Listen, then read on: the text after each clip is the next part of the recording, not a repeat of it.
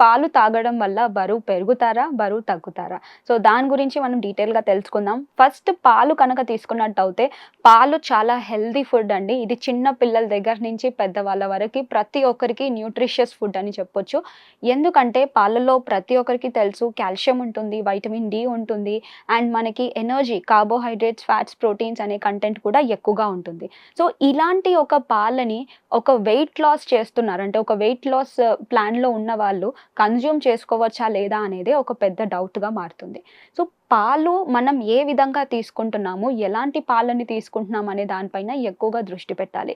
మనం పాలు తీసుకున్నట్టయితే మనకి డిఫరెంట్ రకాలుగా వస్తుంటాయన్నమాట. అంటే హై ఫ్యాట్ కంటెంట్ పాలు అనేది వస్తుంది. లో ఫ్యాట్ కంటెంట్, స్కిమ్డ్ మిల్క్ అని వస్తూ ఉంటాయి. సో, ఇలాంటి పాలు కనుక తీసుకున్నట్టయితే హై ఫ్యాట్ కంటెంట్ ఫుడ్స్ మనం తీసుకున్నట్టయితే క్యాలరీస్ ఎక్కువగా వస్తాయి. సో, క్యాలరీస్ ఎక్కువగా వస్తాయి కాబట్టి వెయిట్ లాస్ ఉన్న వాళ్ళు కొంచెం జాగ్రత్తగా వాడాలి. అంటే ఎక్కువగా తీసుకుంటే వాళ్ళ బాడీకి కావాల్సిన న్యూట్రియంట్స్ వస్తాయి. దాంతో పాటు క్యాలరీ కంటెంట్, ఫ్యాట్ కంటెంట్ కూడా ఎక్కువగా పెరిగిపోతుంది. అందుకే వెయిట్ లాస్‌లో ఉన్నవాళ్ళు మనం జనరల్లీ లో ఫ్యాట్ కంటెంట్ అంటే లో ఫ్యాట్ కంటెంట్ ఉన్న మిల్క్‌నే మనం ఎక్కువగా చెప్తూ ఉంటామనమాట. అండ్ చాలా మందికి ఇంకొక డౌట్ ఏదొస్తుందంటే ప్యాకెట్ పాలు కన్జ్యూమ్ చేసుకోవాలా? ఆవు పాలు కానీ, గేదె పాలు కానీ కన్జ్యూమ్ చేసుకోవాలా? ప్యాకెట్ పాలనేవి మనకి ఈజీగా అవైలబుల్‌గా ఉంటాయి. పాస్చరైజ్డ్ మిల్క్ వస్తుంది. సో, డైరెక్ట్‌గా మనం తెచ్చుకొని, వేడి చేసుకొని యూ కెన్ యూజ్ ఇట్ అనమాట. కానీ మనం కౌ మిల్క్ కనుక తీసుకున్నట్టయితే, బఫెలో మిల్క్ కనుక తీసుకున్నట్టయితే దీన్ని బాగా వేడి చేయాలి. అంటే పాస్చరైజ్ ఉండదు కాబట్టి 100 డిగ్రీస్ అండ్ అబోవ్ మనం బాగా బాయిల్ చేస్తేనే లోపల ఉండే ఏవైతే మైక్రో ఆర్గానిజమ్స్ ఉంటాయో అవన్నీ కిల్ అయిపోతాయన్నమాట. కానీ ఈ మధ్య కాలంలో మనం చూసుకున్నట్టయితే ఆవులకి కానీ, గేదెలకి కానీ ఆక్సిటోసిన్ ఇంజెక్షన్ అనేది ఇస్తున్నారు. ఈ ఆక్సిటోసిన్ ఇంజెక్షన్ వల్ల బాడీలో ఎక్కువగా మిల్క్ ప్రొడక్షన్ అయిపోతుందన్నమాట. గేదెలకి గానీ, కౌస్‌కి కానీ. సో, ఈ ఆక్సిటోసిన్ అనేది ఎక్కువగా ఉండడం వల్ల మన బాడీలో చాలా నెగెటివ్ ఎఫెక్ట్స్ కూడా వస్తున్నాయి.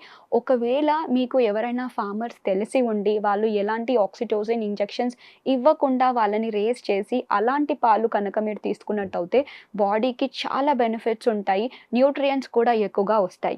అండ్ ఇలా ఆక్సిటోసిన్ ఇంజెక్షన్ ఇచ్చిన పాలు తీసుకోవడం వల్ల బాడీకి చాలా నష్టాలున్నాయి. సో, ఇప్పుడు ఈ వెయిట్ లాస్ జర్నీలో ఉన్న వాళ్ళు పాలని ఎంత కన్జ్యూమ్ చేసుకోవాలి? ఒక్క రోజులో మనం తీసుకున్నట్టయితే రోజు ఒక కప్పు పాలు కానివ్వండి, లేదంటే ఒక గ్లాస్ పాలు కానివ్వండి తీసుకోవచ్చు.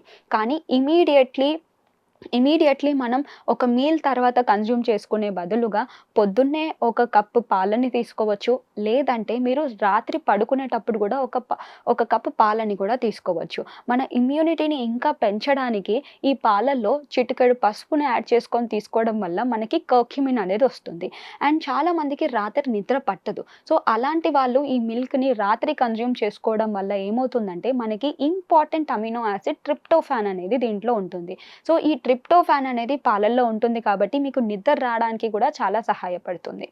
అండ్ ఎవరైతే వెయిట్ లాస్ జర్నీలో ఉన్నారో వాళ్ళు ఓన్లీ ఈ పాల వల్లనే బరువు పెరుగుతారు, తగ్గుతారని ఉండదు. సో, ఓవరాల్‌గా ఒక బ్యాలెన్స్ డైట్ అనేది తీసుకోవాలి. మీ ఎత్తుకి తగ్గట్టు మీరు బరువు ఎంతున్నారో ఫస్ట్ అది చెక్ చేసుకోవాలి. మీ బీఎంఆర్ ఎంతుందో అది చెక్ చేసుకోవాలి. మీరు బరువు తగ్గాలి అని అనుకుంటున్నప్పుడు మీ బీఎంఆర్ వాల్యూని కొంచెం తగ్గిచ్చేసేయాలనమాట. అంటే బేసల్ మెటబాలిక్ రేట్ ఎగ్జాంపుల్ మీకు 1500 ఉందనుకోండి. సో, ఓవరాల్ క్యాలరీ కన్జంప్షన్ అనేది మీరు 1200 లేదా 1300 కిలో క్యాలరీస్ వచ్చేలాగా చూసుకోండి. సో, ఇలా మనం క్యాలరీస్‌ని బ్యాలెన్స్ చేసుకుంటే మీ బరువు అనేది మెయింటైన్ అవ్వడానికి హెల్ప్ అవుతుంది. లేదు మీరు ఒక బ్యాలెన్స్ డైట్ తీసుకుంటూ దాంతో పాటు రెగ్యులర్‌గా మీరు తీసుకునే ఫుడ్‌తో పాటు రోజు ఒక గ్లాస్ పాలని ఫుల్ ఫ్యాట్ మిల్క్‌ని మీరు ఇంక్లూడ్ చేసుకున్నారనుకోండి, క్యాలరీస్ మళ్ళీ ఎక్కువగా పెరిగే అవకాశం ఉంటుంది కాబట్టి వెయిట్ గెయిన్ అయ్యే అవకాశాలు కూడా ఉంటాయి. సో, స్కిమ్డ్ మిల్క్ తీసుకోండి. క్వాంటిటీని అనేది తగ్గించి వాడండి.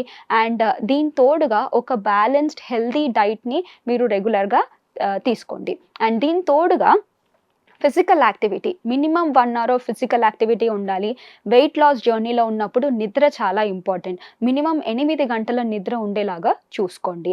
అండ్ దీంతో పాటు మనం స్ట్రెస్ ఫ్రీగా ఉండాలనమాట. స్ట్రెస్ ఎక్కువగా ఉండడం వల్ల కూడా బాడీ పైన చాలా ఒత్తిడి పడిపోయి బరువు పెరుగుతారు. సో, అలాంటి కండిషన్స్ అన్నీ మనం కంట్రోల్ చేసుకున్నట్టయితే అంటే దీన్ని లైఫ్ స్టైల్ చేంజెస్ అంటారు. ఈ లైఫ్ స్టైల్ చేంజెస్ అన్నీ మనం చేసినట్టయితే ఈజీగా బరువు తగ్గడానికి చాలా సహాయపడుతుంది. సో, ఒక హెల్తీ హెల్తీ పర్సన్ కానీ, ఒక ఓవర్ వెయిట్‌లో ఉన్న పర్సన్ కానీ, పిల్లలు కానీ, పెద్దవాళ్ళు కానీ అందరికీ మిల్క్ అనేది మంచిదే. క్వాలిటీ అనేది చాలా ఇంపార్టెంట్ అండ్ క్వాంటిటీ అనేది కూడా ఇంపార్టెంట్. ఇది కనుక మీరు బ్యాలెన్స్ చేసుకున్నట్టయితే మీ బాడీకి ఎటువంటి ప్రాబ్లమ్ ఉండదు. సో, ఇంకొక టాపిక్‌తో మళ్ళీ కలుద్దాం. అంతవరకి నమస్కారం.